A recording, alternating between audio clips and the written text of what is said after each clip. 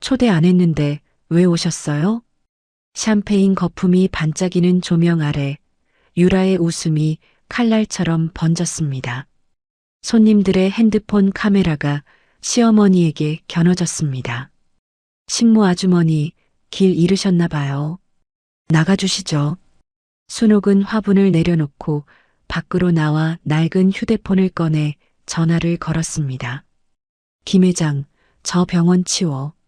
30년간 숨겨온 순옥의 정체를 밝히고 완벽한 복수극이 시작되는 순간이었습니다. 며느리는 병원을 지켜낼 수 있을까요? 오늘의 사연 시작합니다. 오유라가 하얀 가운을 입은 간호사들 사이를 당당하게 걸어다니며 손가락을 까딱거렸습니다. 여기 더럽잖아.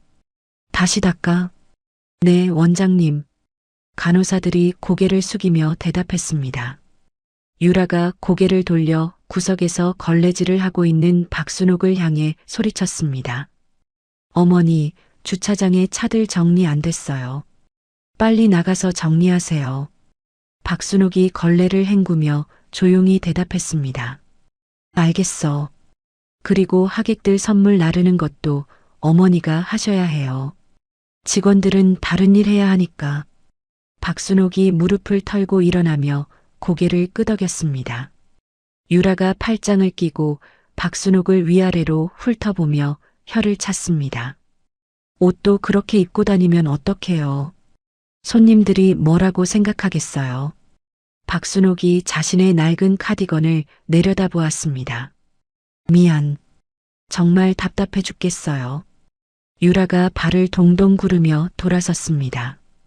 박순옥이 조용히 주차장으로 향했습니다. 저녁 7시 오메디컬 센터 개원 파티가 시작되었습니다. 화려한 드레스를 입은 유라가 빛나는 미소를 지으며 상류층 하객들을 맞이했습니다. 어머, 정말 오셨네요. 감사해요. 축하합니다, 유라 씨. 정말 멋진 병원이에요. 하객들이 샴페인 잔을 들고 대화를 나누고 있었습니다. 박순옥이 무거운 화분을 나르며 파티장 뒤편을 지나갔습니다. 유라가 박순옥을 발견하고 얼굴이 일그러졌습니다. 잠깐만요, 여러분. 유라가 박순옥을 향해 큰 소리로 외쳤습니다. 저기 계신 분, 여기 초대 명단에 없는 식모 아주머니는 당장 나가세요. 파티장이 순식간에 조용해졌습니다.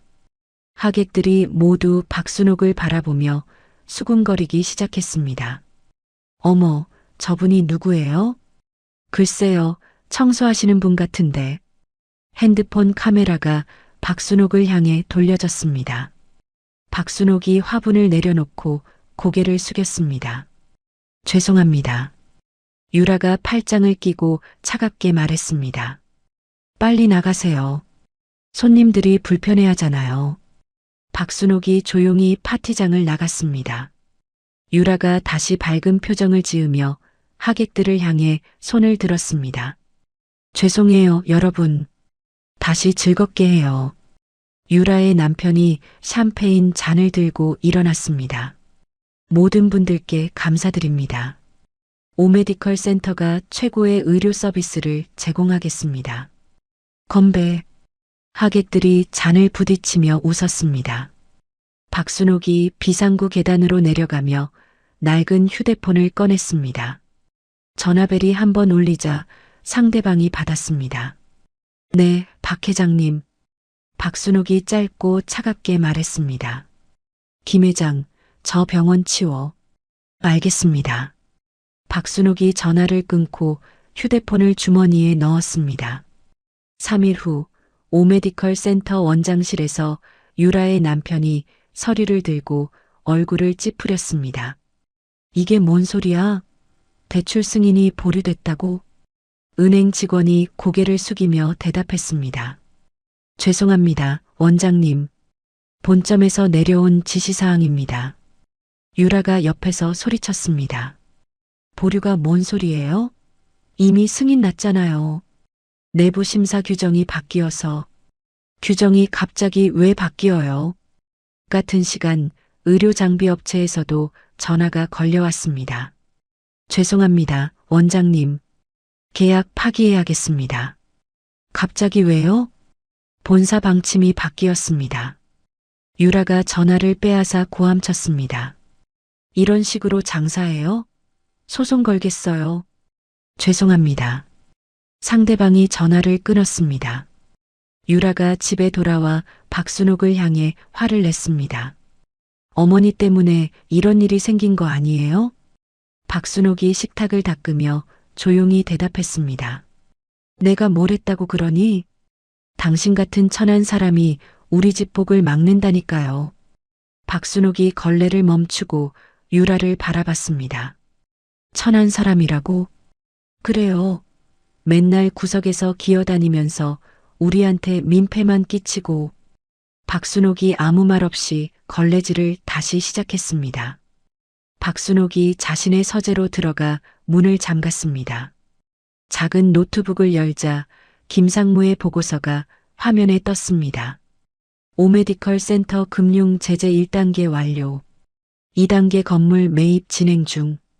박순옥이 마우스를 클릭하며 조용히 말했습니다. 계속 진행해. 선우그룹 본사에서 김상무가 법무팀장에게 지시했습니다.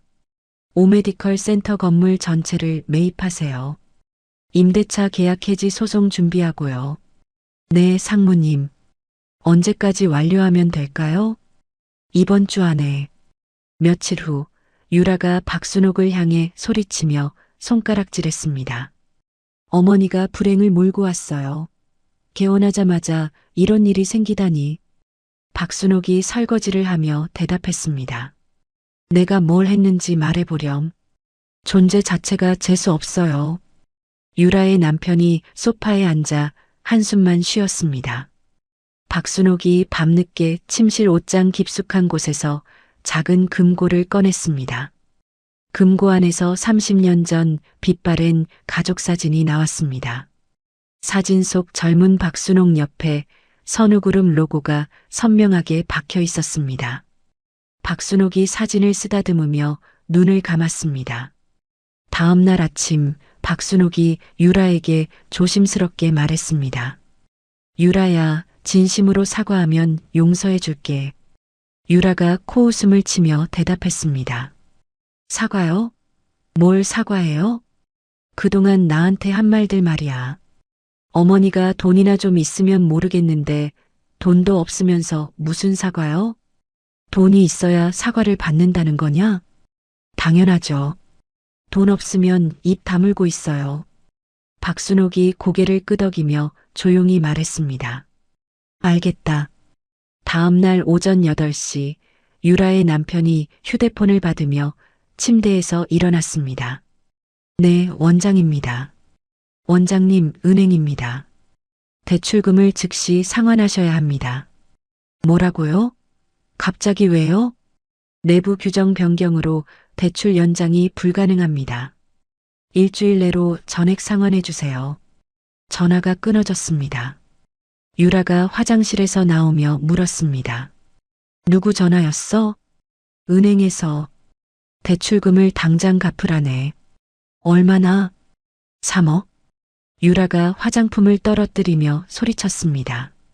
3억을 어디서 구해? 나도 모르겠어.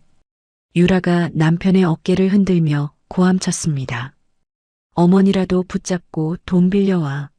지금 당장. 어머니한테서 무슨 돈을 빌려? 연금으로 겨우 사시는데. 그래도 뭔가 있을 거 아니야. 남편이 고개를 저으며 한숨을 쉬었습니다. 어머니는 정말 아무것도 없어. 유라, 네가 늘 그렇게 말했잖아. 오후에 박순옥이 부엌에서 김치찌개를 끓이고 있었습니다. 파슬파슬 끓는 소리가 집안에 퍼졌습니다. 유라가 휴대폰을 들고 부엌으로 들어왔습니다. 어머니, 뭐 하세요? 저녁 준비하고 있어. 누가 어머니 음식 먹으라고 했어요? 박순옥이 국자를 저으며 대답했습니다. 그래도 식구들이 먹어야지. 유라가 냄비 손잡이를 잡고 바닥에 엎지르며 소리쳤습니다. 지금 이 상황에 김치찌개가 목에 넘어가겠어요? 뜨거운 찌개가 바닥에 쏟아지며 붉은 국물이 사방으로 튀었습니다. 뭐해요? 빨리 닦아요. 식모는 식모답게 행동해야죠. 박순옥이 아무 말 없이 바닥을 닦기 시작했습니다. 유라가 팔짱을 끼고 내려다보며 말했습니다. 이제야 제자리를 찾았네요. 저녁 무렵 유라가 대부업체에 전화를 걸었습니다. 여보세요. 돈 좀 빌리고 싶은데요. 얼마나 필요하세요? 3억 정도요. 담보가 있나요? 강남 빌라 있어요. 시세 8억 정도 돼요. 이자율은 월 5%입니다. 유라가 잠시 말을 멈췄습니다. 월 5%요? 네, 그게 우리 조건입니다. 알겠어요. 언제 받을 수 있어요? 내일 오전에 계약하시면 바로 나갑니다. 박순옥이 거실 소파에 앉아 유라의 통화를 모두 듣고 있었습니다. 박순옥이 아무 말 없이 일어나 자신의 방으로 들어갔습니다. 며칠 후 동네 카페에서 유라의 친구들이 수군거렸습니다. 유라 병원 문 닫는다면서? 개원한 지 3주 만에? SNS에서 차단했어. 연락 오면 귀찮잖아. 돈 빌리자고 할까봐 무서워. 유라가 집에 돌아와 남편에게 화를 냈습니다. 친구들이 다 나를 피해. 당연하지. 돈 없는 사람한테 누가 연락해? 어머니가 조금이라도 돈이 있었다면 이런 일은 없었을 거야. 남편이 박순옥을 향해 소리쳤습니다. 어머니, 정말 숨겨둔 돈 없어요? 박순옥이 빨래를 개며 대답했습니다. 없다. 연금 모아둔 것도 없고요. 연금으로는 생활비도 빠듯해. 어머니가 조금만 도와주셨어도. 박순옥이 빨래를 내려놓고 아들을 바라봤습니다. 네가 나를 원망하는구나. 원망이 아니라 답답한 거예요. 다른 집 어머니들은 자식 도와주기라도 하는데. 박순옥이 고개를 끄덕이며 다시 빨래를 개기 시작했습니다. 일주일 후 건물주가 오메디컬 센터에 공문을 보냈습니다. 유라의 남편이 공문을 읽으며 얼굴이 하얗게 질렸습니다. 명도 소송 예고 통지서. 뭐라고 쓰여 있어? 15일 내로 모든 집기를 치우고 나가라는 거야. 15일? 건물이 매각됐대. 유라가 의자에 주저앉으며 머리를 감싸 안았습니다. 이제 정말 끝이네. 그날 밤 11시 유라의 휴대폰이 울렸습니다. 여보세요? 유라 씨죠? 대부업체입니다. 이번 달 이자 언제 입금하세요? 아, 그게 며칠만 기다려주세요. 이미 3일 늦었거든요. 연체료까지 합쳐서 2천만 원입니다. 2천만 원요? 빨리 입금 안 하시면 담보 처분합니다. 유라가 전화를 끊고 눈물을 흘렸습니다. 박순옥이 자신의 서재에서 휴대폰을 꺼냈습니다. 전화벨이 한 번 울리자 김상무가 받았습니다. 회장님, 박순옥이 창밖을 바라보며 조용히 말했습니다. 이제 선우그룹이 움직일 때다. 네, 알겠습니다. 3단계를 시작하겠습니다. 그래. 박순옥이 전화를 끊고 의자에 기대었습니다. 거실에서는 여전히 유라의 흐느낌 소리가 들려오고 있었습니다. 박순옥이 눈을 감으며 작게 중얼거렸습니다. 이제 진짜 시작이구나. 다음 날 오후 유라가 텅 빈 오메디컬 센터 앞에서 망연자실하게 서 있었습니다. 간판이 떨어져 나가고 유리창에는 명도 소송 공고문이 붙어 있었습니다. 검은색 고급 세단 한 대가 유라 앞에 멈춰 섰습니다. 차문이 열리고 정장을 입은 중년 남자가 내렸습니다. 오유라 씨죠? 유라가 고개를 돌리며 대답했습니다. 네, 그런데요. 저는 선우그룹 김상무입니다. 김상무가 명함을 내밀었습니다. 유라가 명함을 받아보며 눈이 커졌습니다. 선우그룹이요? 네. 유라 씨가 사용하신 대부업체가 저희 그룹 계열사입니다. 뭐라고요? 모든 사채를 회수하러 왔습니다. 유라가 뒷걸음질 치며 손을 내저었습니다. 잠깐만요. 무슨 말씀이세요? 선우그룹 은퇴 회장님께서 당신의 모든 행태를 주시하고 계십니다. 김상무가 차갑게 말하며 돌아섰습니다. 잠깐요.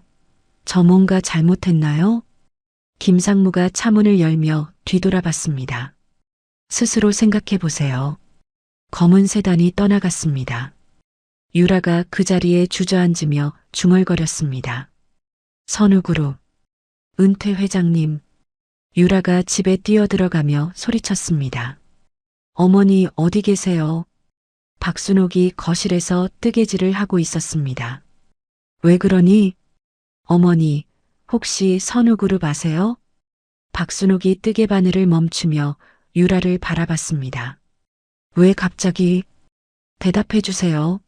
선우그룹이랑 무슨 관계 있으세요? 별 관계 없어. 유라가 박순옥의 서재문을 흔들며 고함쳤습니다. 이 방 문 열어주세요. 안 돼. 왜 안 돼요? 뭘 숨기고 있는 거예요? 유라가 서재문을 발로 차며 계속 흔들었습니다. 문고리가 부러지며 문이 열렸습니다. 유라가 서재로 뛰어들어가며 책상 서랍을 뒤지기 시작했습니다. 어디 있을까? 뭔가 있을 거야. 박순옥이 문에 기대어 유라를 지켜봤습니다. 유라가 벽 뒤에 숨겨진 작은 금고를 발견했습니다. 이게 뭐예요? 금고를 열자 오래된 서류들과 사진이 나왔습니다. 유라가 선우그룹 창립 주식 증서를 들어올리며 눈을 크게 떴습니다. 이게 뭐예요? 숫자가 너무 커서 현실감이 없었습니다. 유라가 미친 듯이 웃기 시작했습니다. 하하, 이게 진짜예요? 진짜라고요? 박순옥이 서재로 들어오며 조용히 말했습니다. 그래, 진짜야. 어머니가 선우그룹 주주라고요? 주주가 아니야. 유라가 증서를 들고 일어서며 소리쳤습니다. 그럼 이게 뭐예요? 박순옥이 유라의 눈을 똑바로 바라보며 말했습니다. 내가 선우그룹을 만들었어. 뭐라고요?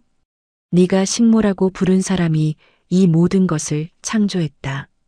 유라가 주저앉으며 증서를 바닥에 떨어뜨렸습니다. 거짓말이에요. 30년 전부터 이 모든 걸 지켜봤어. 네가 얼마나 천박한지. 박순옥이 유라를 내려다보며 계속 말했습니다.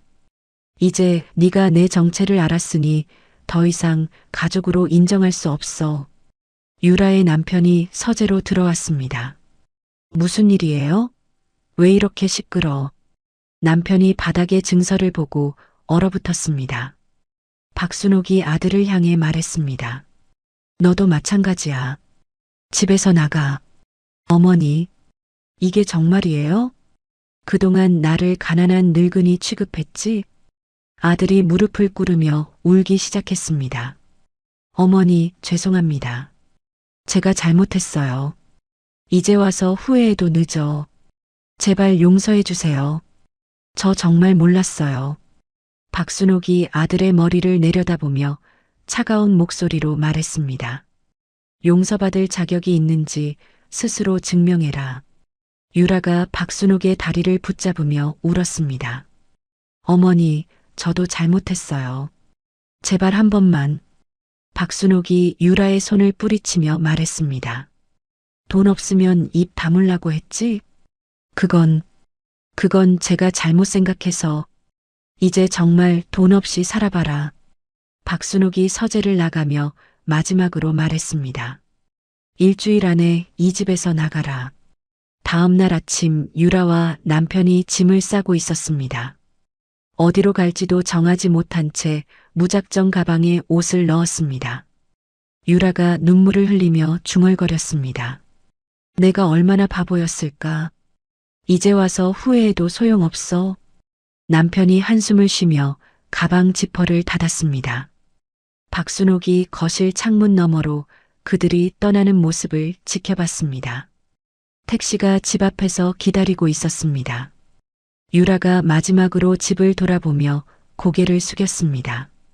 택시가 떠나고 집이 조용해졌습니다. 박순옥이 텅 빈 거실 소파에 앉았습니다. 30년간 참아왔던 눈물이 볼을 타고 흘러내렸습니다. 이제야 끝났구나. 박순옥이 손으로 얼굴을 가리며 조용히 울었습니다. 거실에는 박순옥의 흐느낌 소리만 조용히 퍼져나갔습니다. 며칠 후 허름한 모텔방에서 유라가 남은 돈을 세고 있었습니다. 5만 원. 이게 다야.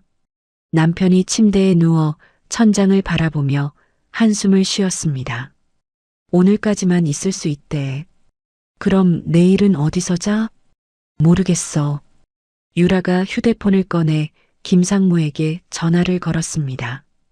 여보세요? 김상무님이죠? 네, 유라 씨. 죄송한데 정말 급해서요. 돈을 좀 빌릴 수 있을까요? 김상무가 잠시 침묵하다가 대답했습니다. 유라 씨, 해피하우스나 가보세요. 해피하우스요? 보육원이에요. 거기서 봉사나 해보세요. 지금 장난하시는 거예요? 진심입니다. 전화가 끊어졌습니다. 유라가 휴대폰을 던지며 소리쳤습니다. 봉사를 하라고? 미쳤나? 남편이 일어나며 유라의 어깨를 잡았습니다. 일단 가보자. 다른 방법도 없잖아. 다음 날 오후 유라가 해피하우스 앞에 서 있었습니다. 낡은 3층 건물에 해피하우스 보육원이라는 간판이 걸려 있었습니다. 유라가 문을 열고 들어가자 아이들 웃음소리가 들려왔습니다. 1층 홀에서 한 할머니가 아이들과 함께 책을 읽어주고 있었습니다. 옛날에 착한 왕자님이 살았어요. 아이들이 할머니 주위에 둘러앉아 눈을 반짝였습니다. 할머니, 그 다음은요? 왕자님이 가난한 사람들을 도와주었어요. 유라가 그 할머니를 자세히 보더니 깜짝 놀랐습니다. 박순옥이었습니다. 유라가 기둥 뒤에 숨어 박순옥을 지켜봤습니다. 박순옥이 아이에게 따뜻하게 미소를 지으며 머리를 쓰다듬었습니다. 우리 민수도 착한 왕자님처럼 살 거지? 네, 할머니. 아이가 박순옥을 꼭 안았습니다. 유라가 눈을 비비며 다시 확인했습니다. 분명 박순옥이었지만 집에서 보던 모습과는 완전히 달랐습니다. 중년 여자가 유라에게 다가왔습니다. 안녕하세요.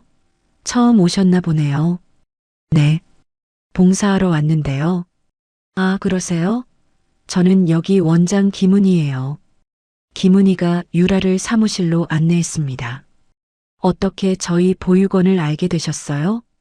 지인 소개로요. 그 할머니, 저기 계신 분은 누구세요? 김은희가 창밖을 내다보며 대답했습니다.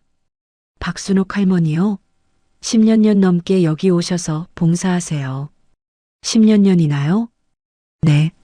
정말 천사 같은 분이에요. 아이들이 할머니를 얼마나 좋아하는지 몰라요. 유라가 계속 박순옥을 바라보며 물었습니다.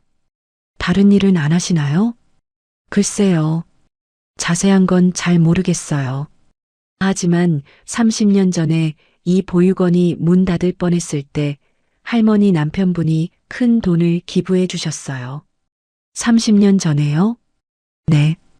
그때 선우그룹 회장님이셨던 분이 우리 아이들 생명을 구해주신 은인이에요.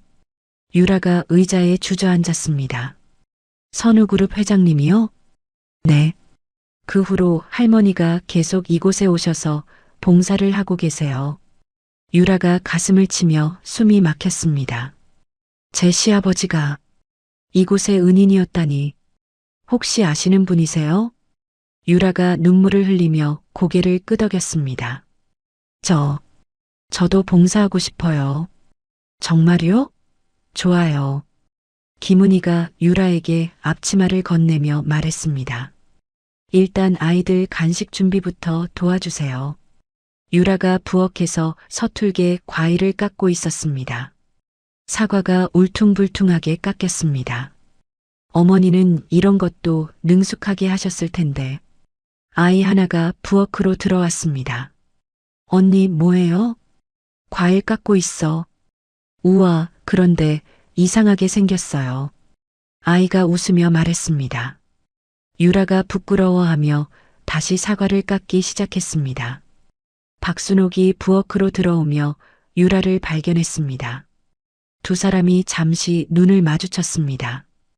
박순옥이 아무 말 없이 옆에 와서 과일을 깎기 시작했습니다. 이렇게 하는 거야. 박순옥이 조용히 사과 깎는 법을 보여주었습니다. 감사합니다. 유라가 작은 목소리로 대답했습니다. 며칠 후 유라가 명품 옷 대신 단정한 티셔츠를 입고 보육원에 왔습니다. 아이들이 유라에게 조금씩 다가오기 시작했습니다. 언니, 어제 왜 안 왔어요? 미안해. 일이 있어서. 내일은 와요? 응, 올게. 유라가 아이를 안으며 미소를 지었습니다. 박순옥이 멀리서 이 모습을 지켜보며 조용히 미소를 지었습니다. 일주일 후 유라가 박순옥이 과거에 입던 낡은 작업복을 꺼내 입었습니다.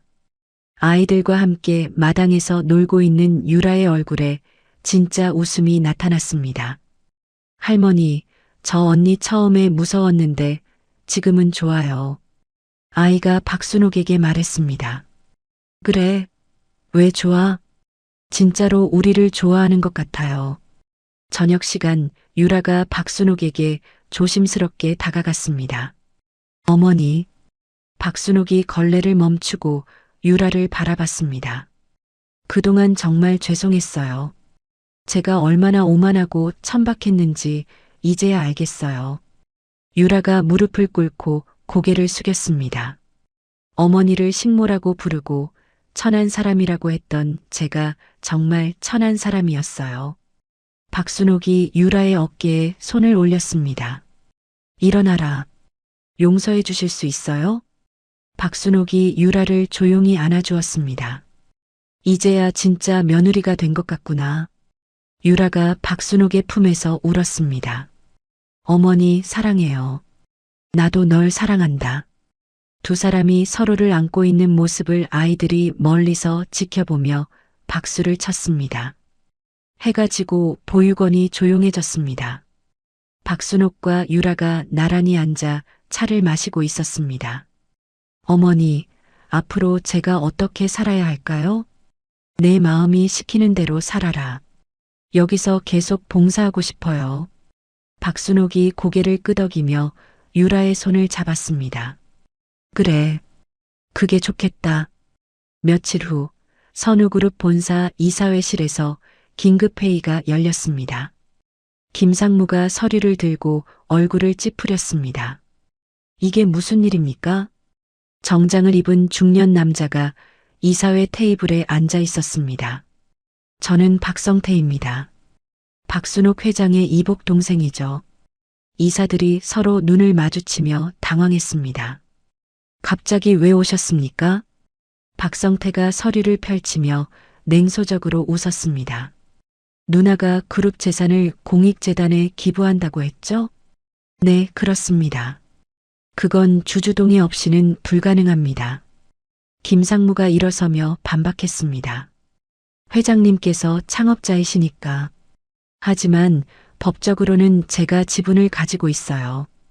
박성태가 또 다른 서류를 꺼내며 테이블에 던졌습니다. 이건 30년 전 아버지가 남긴 유언장입니다.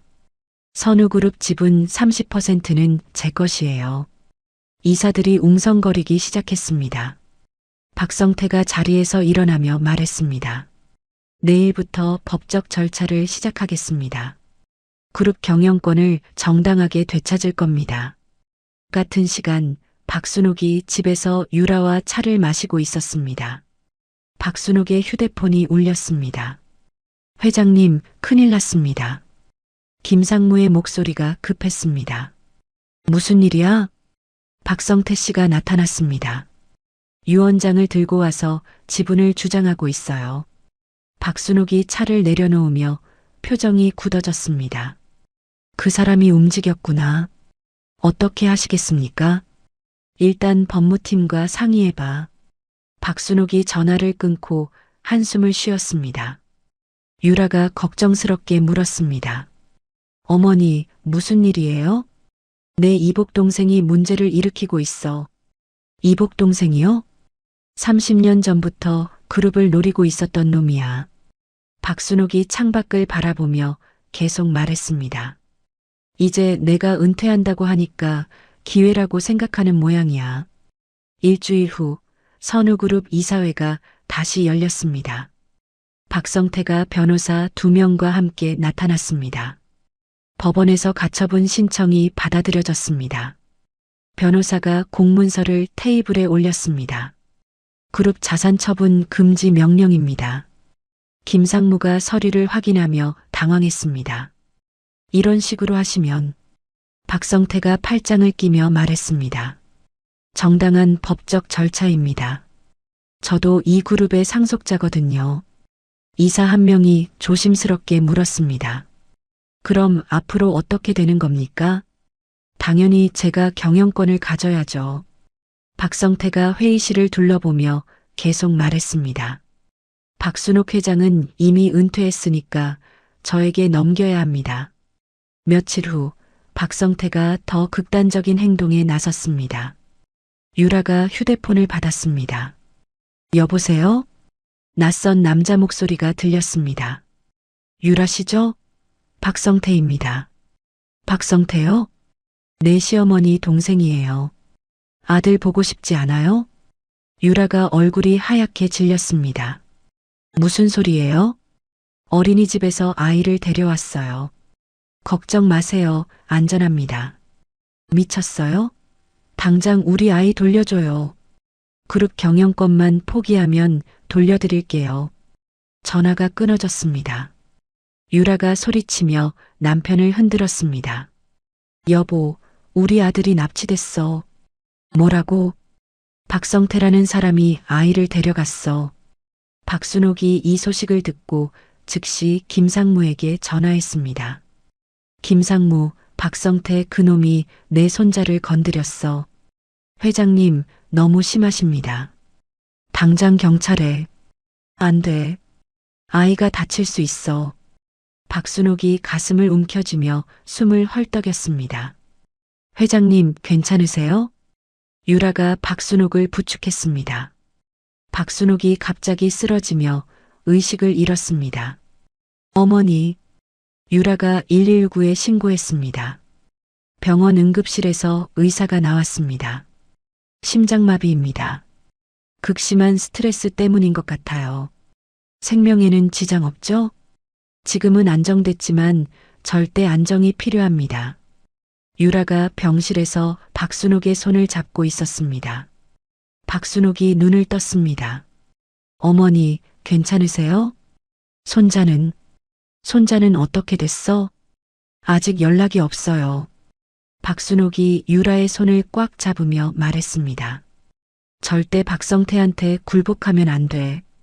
하지만 아이가 선우그룹은 정의로 시작된 그룹이야. 협박에 굴복하면 안 돼. 박순옥이 힘없는 목소리로 계속 말했습니다. 네가 해결해야 해. 내가 믿는 건 너뿐이야. 같은 시간 선우그룹 이사회에서는 혼란이 계속됐습니다. 이사 몇 명이 박성태 편으로 돌아서기 시작했습니다. 박성태 씨 말씀도 일리가 있습니다. 회장님이 병원에 입원하신 상황에서 김상무가 주먹을 쥐며 소리쳤습니다. 어떻게 이런 말씀을 하실 수 있습니까? 현실적으로 생각해야죠. 박성태가 이사회실로 들어오며 만족스럽게 웃었습니다. 다들 현명한 판단을 하시는군요. 밤늦게 유라가 병실에서 혼자 눈물을 흘렸습니다. 내가 어머니를 식모라고 부르고 천한 사람이라고 했던 게 이 모든 일을 만들었어. 유라가 자신의 뺨을 치며 후회했습니다. 어머니한테 그렇게 잔혹하게 굴었던 내가 이제 어머니를 지켜야 한다니. 유라의 남편이 병실로 들어왔습니다. 유라야, 괜찮아? 괜찮을 리가 있어? 우리 아들도 없고 어머니도 쓰러지시고. 남편이 유라 옆에 앉으며 말했습니다. 이번에는 내가 어머니를 지킬게. 어떻게? 모르겠어. 하지만 반드시 방법을 찾을 거야. 유라가 남편의 손을 잡으며 결심했습니다. 내가 해야 할 일이 있어. 뭔데? 박성태의 약점을 찾는 거야. 유라가 휴대폰을 꺼내며 누군가에게 전화를 걸었습니다. 김은희 원장님이세요? 저 유라예요. 부탁이 있는데. 다음 날 오전 해피하우스에서 김은희가 유라에게 두 사람을 소개했습니다.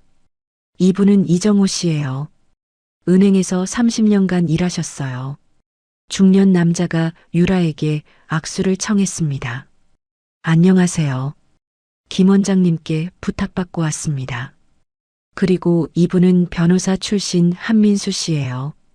깔끔한 정장을 입은 남자가 고개를 끄덕였습니다. 특수부에서 금융범죄 수사를 했었습니다. 유라가 두 사람에게 깊이 고개를 숙였습니다. 정말 감사합니다. 부탁이 있어서 왔는데. 이정호가 의자에 앉으며 물었습니다. 박성태라는 사람에 대해 조사하고 싶다고 하셨죠? 네. 그 사람이 불법으로 돈을 모은 증거를 찾고 싶어요. 한민수가 노트북을 꺼내며 말했습니다. 복지재단 자금 흐름부터 확인해 보죠. 복지재단이요? 선우그룹 복지재단 말입니다. 거기서 돈이 새고 있을 가능성이 높아요. 이정호가 화면을 보며 손가락으로 가리켰습니다. 여기 보세요. 지난 5년간 의심스러운 지출이 계속 있었어요. 얼마나요? 총 50억 정도 됩니다. 유라가 놀라며 소리쳤습니다. 50억이나요? 한민수가 다른 서류를 펼치며 설명했습니다. 가짜 업체들을 만들어서 돈을 빼돌린 것 같아요. 증거는 확실한가요? 이 정도면 충분합니다. 같은 시간 유라가 박성태의 차를 몰래 따라가고 있었습니다. 검은색 승용차가 도심에서 벗어나 외곽으로 향했습니다. 어디로 가는 거지? 유라가 충분한 거리를 두고 뒤따랐습니다. 박성태의 차가 낡은 펜션 앞에 멈췄습니다. 유라가 멀리서 쌍안경으로 지켜봤습니다. 박성태가 펜션 2층으로 올라가는 모습이 보였습니다. 저기구나. 유라가 휴대폰으로 위치를 찍어두었습니다. 저녁에 병실에서 박순옥이 잠시 눈을 떴습니다. 아들아. 남편이 어머니 손을 잡으며 가까이 갔습니다. 네, 어머니. 가장 중요한 건 돈이 아니야. 네. 사람의 진심이 가장 중요해. 박순옥이 힘겹게 말을 이어갔습니다. 유라를 믿고 따라라. 어머니, 그 아이가 우리를 구할 거야. 박순옥이 다시 눈을 감았습니다. 다음 날 유라가 김상무에게 증거 자료를 건넸습니다. 이게 박성태의 비자금 조성 증거예요. 김상무가 서류를 넘기며 감탄했습니다. 대단하네요. 이걸 어떻게 찾으셨어요? 봉사활동하면서 알게 된 분들이 도와주셨어요. 이 정도면 박성태를 완전히 제압할 수 있겠어요. 유라가 펜션 사진을 보여주며 말했습니다. 그리고 여기에 우리 아들을 감금하고 있어요. 확실해요? 네. 직접 확인했어요. 김상무가 전화를 들려고 했습니다. 경찰에 신고를. 유라가 김상무의 손을 잡으며 말을 막았습니다. 안 돼요. 아이가 다칠 수 있어요. 그럼 어떻게 하시겠어요? 제가 직접 가서 데려올 거예요. 저녁 8시 유라가 이정호, 한민수와 함께 펜션으로 향했습니다. 남편도 함께 따라왔습니다. 정말 위험하지 않을까? 남편이 걱정스럽게 물었습니다. 괜찮아. 증거가 있으니까. 유라가 펜션 문을 벌컥 열고 들어갔습니다. 박성태가 1층 거실에서 술을 마시고 있었습니다. 누구야? 박성태 씨죠? 유라가 당당하게 박성태 앞에 섰습니다. 유라, 네가 여기 어떻게 해? 우리 아들 어디 있어요? 박성태가 비웃으며 일어났습니다. 경영권 포기하면 돌려줄게. 유라가 서류 뭉치를 박성태 앞에 던졌습니다. 이게 뭔지 아세요? 박성태가 서류를 들춰보며 얼굴이 하얗게 질렸습니다. 이건 복지재단에서 50억을 빼돌린 증거예요. 어디서 이런 걸? 유라가 한 걸음 더 가까이 가며 소리쳤습니다. 선우그룹의 명예를 더럽히지 마세요. 박성태가 뒷걸음질치며 당황했습니다. 이건 조작이야. 한민수가 앞으로 나서며 말했습니다. 저는 검사 출신입니다. 이 증거로 10년은 감옥 갈 수 있어요. 박성태가 계단을 가리키며 떨었습니다. 아이는 2층에 있어. 유라가 계단을 뛰어 올라갔습니다. 2층 방에서 5살짜리 아들이 울고 있었습니다. 엄마, 우리 아들 무서웠지? 유라가 아들을 꼭 안았습니다. 아래층에서 박성태가 절규했습니다. 알겠어. 모든 걸 포기할게. 이틀 후 김상무가 선우그룹 본사에서 기자회견을 열었습니다. 박성태 씨의 불법 행위가 모두 밝혀졌습니다. 기자들이 일제히 손을 들었습니다. 구체적으로 어떤 죄목인가요? 복지재단 자금 횡령, 아동 감금 등입니다. 앞으로 그룹 경영은 어떻게 되나요? 박순옥 회장님의 뜻대로 진행됩니다. 저녁에 선우그룹 이사회가 다시 열렸습니다. 이사들이 유라에게 일어서서 박수를 쳤습니다. 유라 이사님, 정말 고생하셨습니다. 그룹의 위기를 구해주셨어요. 유라가 고개를 숙이며 대답했습니다. 저 혼자 한 게 아니에요. 많은 분들이 도와주셨어요. 김상무가 앞으로 나서며 말했습니다. 이제 유라 이사님을 진정한 가족이자 그룹의 수호자로 인정합니다. 모든 이사들이 다시 박수를 쳤습니다. 밤늦게 유라가 병실로 돌아왔습니다. 박순옥이 여전히 잠들어 있었습니다. 유라가 박순옥의 손을 잡고 조용히 말했습니다. 어머니, 이제야 진정한 며느리가 됐어요. 돈도 명예도 아닌 진짜 가족 사랑으로요. 유라가 눈물을 흘리며 계속 말했습니다. 어머니께서 저를 이렇게 만들어주셨어요. 다음 날 아침 박순옥이 눈을 떴습니다. 유라야. 어머니, 깨셨네요. 박순옥이 유라를 보며 따뜻하게 미소를 지었습니다. 모든 일이 잘 해결됐다면서? 네. 박성태는 감옥에 갔어요. 손자는 무사해요. 병원에서 검사받고 집에 있어요. 박순옥이 유라의 얼굴을 쓰다듬었습니다. 이제야 내게 그룹의 복을 맡길 수 있겠구나. 어머니, 정말 자랑스럽다. 유라가 박순옥을 꼭 안으며 울었습니다. 창밖으로 따뜻한 햇살이 병실을 비췄습니다. 일주일 후 박순옥이 퇴원했습니다. 선우그룹 본사 회장실에서 박순옥이 마지막 결정을 내렸습니다. 김상무 그룹 경영권을 전문 경영인에게 완전히 넘겨. 네, 회장님. 그리고 모든 재산을 복지재단과 공익기금으로 전환해. 김상무가 서류를 정리하며 물었습니다. 정말 아무것도 남기지 않으시는 거예요? 가족이 함께 살 수 있는 집 하나면 충분해. 박순옥이 창밖을 바라보며 미소를 지었습니다. 돈보다 소중한 게 있다는 걸 깨달았거든. 그날 저녁 온 가족이 거실에 모여 앉았습니다. 박순옥이 유라와 아들에게 말했습니다. 너희들은 복지재단 운영에만 집중해라. 유라가 고개를 끄덕이며 대답했습니다. 네, 어머니. 그룹 경영권 같은 건 원하지 않아요. 해피하우스 아이들과 함께 있는 게 가장 행복해요. 아들도 옆에서 동의했습니다.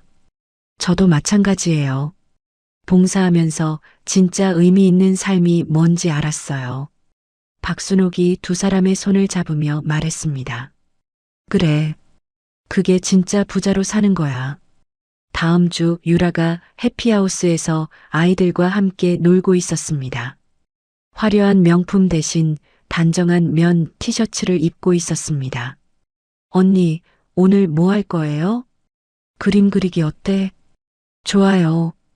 아이들이 손뼉을 치며 좋아했습니다. 유라가 아이들과 함께 바닥에 앉아 크레파스로 그림을 그렸습니다. 언니 행복해 보여요. 한 아이가 유라를 보며 말했습니다. 정말? 나도 정말 행복해. 유라의 얼굴에 진짜 웃음이 떠올랐습니다. 한 달 후 박순옥이 가족들에게 제안했습니다. 바닷가 근처 시골로 이사하자. 시골이요? 조용하고 평화로운 곳에서 손자와 함께 살고 싶어. 유라가 손뼉을 치며 좋아했습니다. 좋아요. 저도 시골 생활 해보고 싶었어요. 일주일 후 가족들이 바닷가 근처 작은 시골집으로 이사했습니다. 작은 마당이 있는 단층 집이었습니다. 박순옥이 마당에서 채소를 키우기 시작했습니다. 어머니, 제가 도와드릴게요. 유라가 호미를 들고 박순옥 옆에 앉았습니다. 고맙다. 함께 하니까 더 좋구나. 손자가 마당에서 뛰어다니며 웃었습니다. 할머니, 엄마, 저도 도와줄게요. 온 가족이 함께 밭일을 하며 웃음꽃이 피었습니다. 어느 날 유라의 옛 친구들이 시골집을 찾아왔습니다. 유라야, 정말 여기서 살아? 친구들이 놀란 표정으로 집을 둘러봤습니다. 그래. 어때? 좋지? 예전 내 모습이랑 너무 달라. 유라가 앞치마를 두르고 친구들에게 차를 내왔습니다. 이곳이 내가 찾던 천국이야. 천국이라니.